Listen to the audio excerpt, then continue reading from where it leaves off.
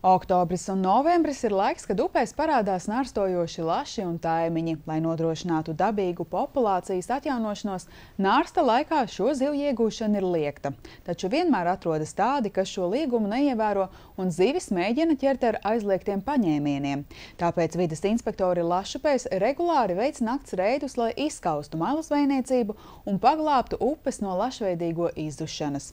Vakar šāds reids notika Gaujas krastos kopā ar jauniešiem, kas skolēnu brīvlaikā piedalās vides izglītības nometnē. Rudens sezonā upēs aktivizējas ne tikai lašveidīgie, bet arī malu zvejnieki, kas nārstošanas laiku mēģina izmantot sautīgiem nolūkiem. Lašu un taimiņu iegūšana lieguma sezonā ir aizliegta un sodāma rīcība.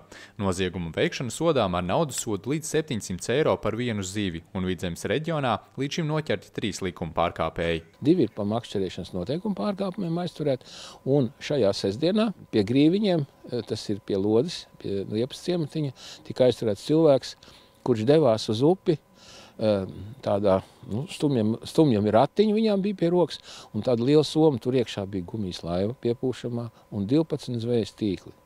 Ar šiem 12 zvejas tīkliem, ja viņš būtu ielicis upē, zivju jau tā ir maz dotajā brīdī, dēļ klimatiskiem apstākļiem, ūdens apstākļiem. Ja viņš būtu ielicis iekšā, tur ļoti liels kāds būtu izdarīts, bet viņam tas neizdevās. Konkrētajā gadījumā makšķernieks vēl nebija veicis zvejas procesu, bet likums par rūpniecisko zveju iekšējos ūdeņos paredz, ka atrašanās lieguma sezonā ar neatļautiem zvejas rīkiem ir sodāma rīcība. Par atrašanos nepareizā vietā ar nepareiziem rīkiem.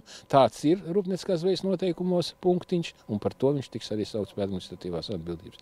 Šobrīd pateikt, cik tas sods būs, es nevaru pateikt, bet līdz 700 eiro. Lieguma sezonā vides inspektori nakts reidos dodas katru nakti, taču vakarnakt līgatnē Gaujas krastus uzmanīja ne tikai inspektori, bet arī jaunieši, kas skolēnu brīvlaikā piedalās vides izglītības nometnē.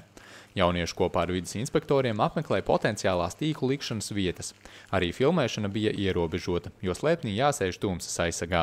Līmenis ir zems, tagad jau gandrīz vai kaujai pārskriet, bet reizēm ir bijis tā, ka bija viena inspektora no Siguldas puses, tad mēs braucam atsevišķi vēl mērīt, cik tālu var skriet ūdenī. Kā tev liekas, ka varētu strādāt šādā darbā? Jā, diezgan interesanti. Katru dienu kaut kas cits jādara. Kaut kas cits notiek, nav tā kā visu laiku. Kaut kas viens jādara. Man šī profesija šķiet ļoti aizraujoša, bet es nezinu, vai es gribētu būt nakts inspektors, jo es negribētu iet viena pati naktī pa mežu. Man būtu bail.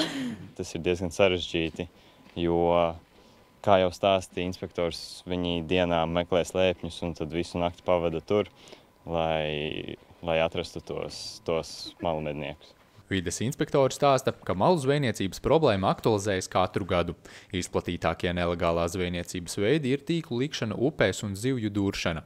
Uz jautājumu, kāpēc malu zvejniecība ik gadu turpinās, vides inspektors atbild, ka tā ir peļņa zivis pārdodot. Tīklus, kur liek, tur jau nav pa vienai zivī, tur jau krietni vairāk tās zivis sanāk, un tu jau tur 5-7 dienā tur neēdīs viņas. Vairāk noteikti domā par kaut kādu iztikšanu, un tāpēc tā rīkojās. Malu zvejnieku tvarstīšana pēdējos gados ir tehnoloģiski attīstījusies. Vides inspektoru rīcībā ir siltuma sensoru kameras, kas tumsā ļauj saskatīt kustību no liela attāluma, kā arī vides kameras, kas sūta fotoinformāciju par aktivitātēm upes krastā. Protams, tagad tehnoloģijas iet uz priekšu, un inspektori izvieto arī meža kameras, ko inspektoriem atsūta uz telefonu īziņu. Kad redz, kas konkrēti tajā vietā pārvietojies ir, un pēc tā mēs pēdējā laikā secinām aptuveni par tiem laikiem, kad notiek pārvietošanās, un paši arī savus reidus organizējam, ņemot vērā saņemto informāciju.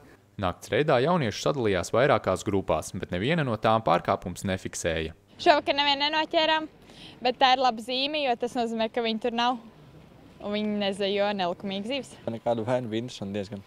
Tā kā staigāt pa mežu klusām, bet, medībās jau tas pats ir tā kā nav nekas svešs man. Redzēt īsti neko nesanāca, jau bija tumšs, bet, bija interesanti kopā ar visiem iet pa mežu un uzvesties klusi, lai neviens nesadzird. Gaujas izzināšanas nometni rīko Gaujas ilgtspējīgas attīstības biedrība, kas upes saglabāšanā apvienojas 12 pašvaldības, kuras atrodas Gaujas baseina teritorijā. No katras pašvaldības uz nometni uzaicināti 2 jaunieši, kuri interesējas par dabu.